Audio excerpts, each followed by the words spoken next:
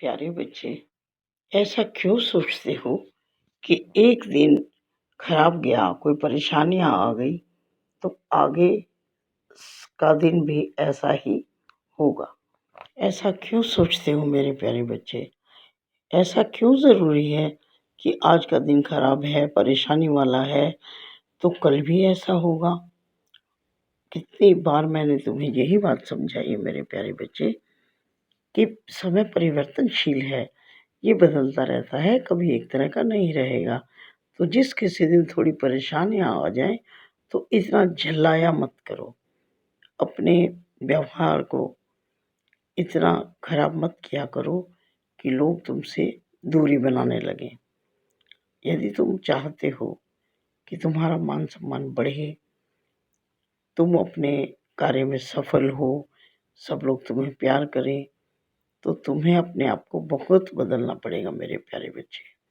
क्योंकि मैं देख रहा हूँ इन दिनों तुम बहुत ही रूखा व्यवहार करने लगे हो सबके साथ। कोई भी परेशानी आ जाती है, इतनी झुंझलाहट और झल्लाहट तुम्हारे अंदर आ जाती है कि तुम बहुत ही खराब तरीके से बात करते हो। ये ठीक नहीं है। इसका असर मेरे प्यारे बच्चे तुम्हारे भविष्य पर, तुम्हारे काम पर, तुम्हारी उन्नति पर, तुम्हारे मान सम्मान पर, सब पर पड़ेगा। क्योंकि लोग तुम्हें फिर उस नज़र से देखने लगेंगे। हालाँकि मैं ऐसा होने नहीं दूँगा। मैं तुम्हारे रास्ते को साफ करता चलता हूँ, हर रुकावट को दूर करता हूँ और जहाँ पर तुम गलतियाँ करते हो, साथ-साथ तुम्हारा मार्गदर्शन भी करता हूँ और दूसरे व्यक्ति को उस तरह से सोचने भी नहीं देता हूँ कि तुम्हारे लिए वो कुछ गलत करें। करते भी हैं तो उसका असर तुम पर बहुत अधिक नहीं होगा, ये मैं जानता हूँ।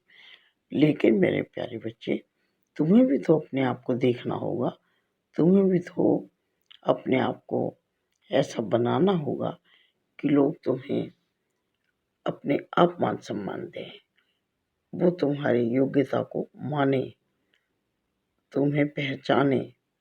तुम अपनी पहचान खुद बनाओ मेरे प्यारे बच्चे। तुम्हारा परिवार बहुत अच्छा है और तुम्हारे माता पिता बहुत ही समाज में अच्छे कार्य करते रहे। तुम्हारे पिता ने बहुत मान सम्मान कमाया। सब लोग आज भी उन्हें बहुत मान सम्मान से देखते हैं। लेकिन मेरे प्यारे बच्चे, तुम्हें भी उन्हीं लक्ष्य कदम पर चलकर अपने जीवन को अच्छा बनाना है। अपने ऊपर ध्यान दो, दूसरों की बातों में मत आओ। कोई क्या कहता है, क्या करता है, क्या कहेंगे, क्या करेंगे, ये सब तुम्हारे सोचने की चीज़ें नहीं हैं। तुम्हें तो केवल ये सोचना है कि तुम अपने भविष्य को उज्ज्वल कैसे बना सकते हो, अपने परिवार के लिए कैसे सहायक सिद्ध हो सकते हो, अपने परिवार की अच्छी परवरिश कैसे कर सकते हो, अपने कार्यस्थल पर अपनी इमेज को अच्छा कैसे कर सकते हो।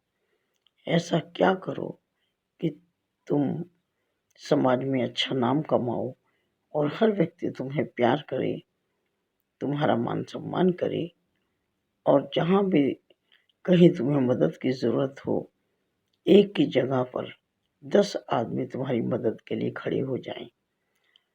तुम सोच रहे होगे कि ऐसा कैसे हो सकता है?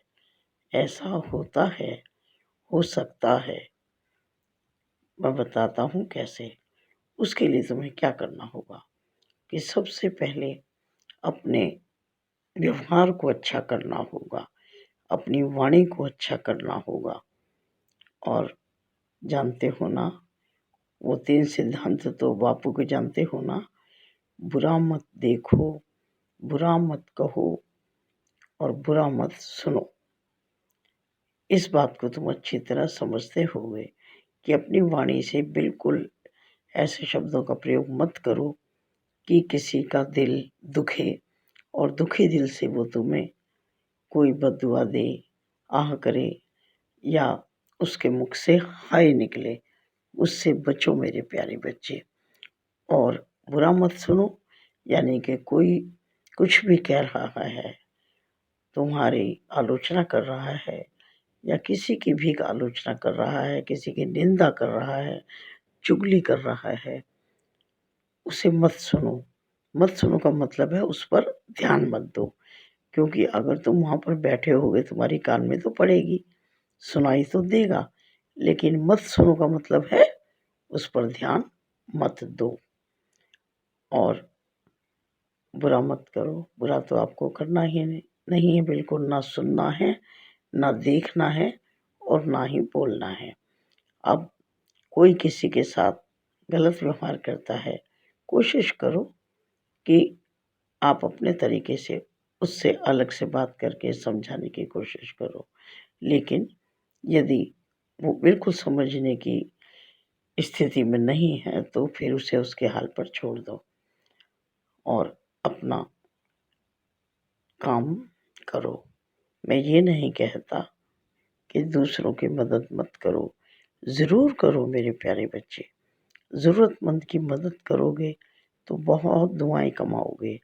पैसा तो मेरे प्यारे बच्चे सब कमाते हैं, किसी भी तरीके से कमा सकते हैं, लेकिन जो दुआएं होती हैं ना, इनको कमाना हर एक व्यक्ति के हाथ में या बस में नहीं होता है। इसके लिए मनसा वाचा कर्मणा तुम्हें अपने आप को बहुत बदलना होगा, अपने आप को ऐसी स्थिति पर लाना होगा कि लोग तुम्हें बहुत प्यार से देखें, सम्मान से देखें और जहाँ भी तुम जाओ वहाँ एकदम प्रसन्नता का माहौल हो जाए। लोग तुम्हें देखकर खुश हों, सबके चेहरे पर तुम्हें देखते ही मुस्कान आ जाए और जो दुखी हों वो भी तुम्हें देखकर शांत हो जाएं। देखो, ये दिया देख रहे हो ना, इसमें कितनी फूल बने हुए हैं। तुम्हारी पूजा में भी इस तरह के फूल बनते हैं, देखे हैं ना तुमने?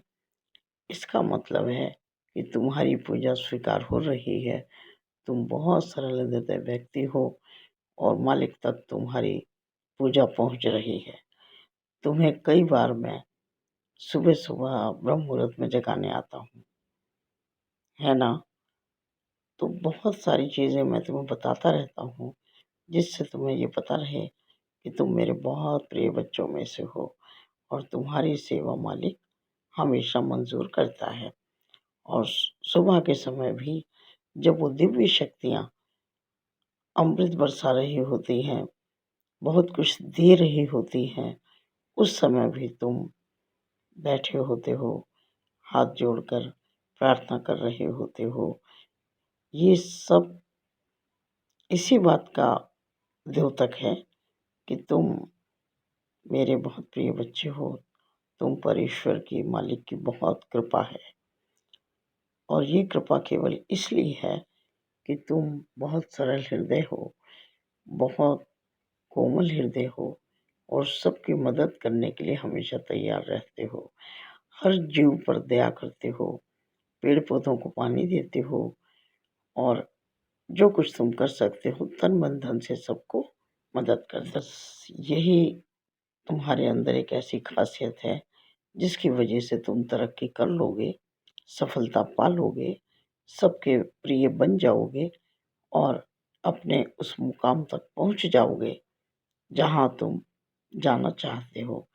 तुम्हें अपने लक्ष्य की प्राप्ति अवश्य होगी और मैं तुम्हें वहां तक पहुंचाऊंगा। बस तुम किसी का दिल बिल्कुल मत दुखाना, अपनी वाणी को संयमित करना, अपने व्यवहार को अच्छा बनाए रखना। हाँ, मैं ये नहीं कहता कि तुम हमेशा ऐसा करते, अभी कुछ दिनों से तुम ऐसा करने लगे हो, अन्यथा तुम्हारा व्यवहार तो बहुत अच्छा होता था, लेकिन कुछ दिनों से कुछ परेशानियों में घिरने के कारण तुम ऐसे हो गए हो। तो मेरे प्रिय बच्चे, मैं नहीं चाहता कि तुम ऐसे रूखे बनो या इस तरह का व्यवहार करो। कटु वचनों का प्रयोग बिल्कुल मत करो। झुंझलाहट में बोल जाते हो और मैं जानता हूँ कि बाद में तुम दुखी भी होते हो और पछताते भी हो कि मैंने ऐसा क्यों किया। लेकिन उस समय तुम्हें कुछ होश नहीं रहता, नाराज़गी में बोलते हो, भावावेश में कुछ भी बोल जाते हो, छोटे को भी बड़े को भी बिना बात नाराज़ हो जाते हो। और उसका कारण केवल ये है कि परिस्थितियों के कारण तुम तनावग्रस्त हो जाते हो। तो मेरे प्यारे बच्चे, परिस्थितियाँ बदलती रहती हैं। जो तुम्हारा अपनी प्रकृति है, जो तुम्हारा अपना स्वभाव है, उसे नहीं छोड़ना है। प्रार्थना का मतलब ये नहीं कि तुम्हारे ऊपर कोई दुख तकलीफ ना आए। कृपा का मतलब ये नहीं होता मेरे प्यारे बच्चे। इसका मतलब होता है परिस्थिति कितनी भी विपरीत हो, लेकिन तुम संयमित हो, स्थिर हो और परमात्मा से प्रार्थना कर रहे हो कि वो इस समय को जल्दी से जल्दी निकाल दें और तुम इतनी शक्ति पालो कि तुम इस समय को शांतिपूर्वक झेल सको, उस परेशानी को। ये होती है भगवान की कृपा, ये होती है परमात्मा की कृपा। और तुम पर है, तुम पर पूरा आशीर्वाद है, मालिक का भी मेरा भी। इसीलिए तो तुम ये सब अच्छे काम कर पाते हो ना मेरे प्यारे बच्चे। खुश रहो।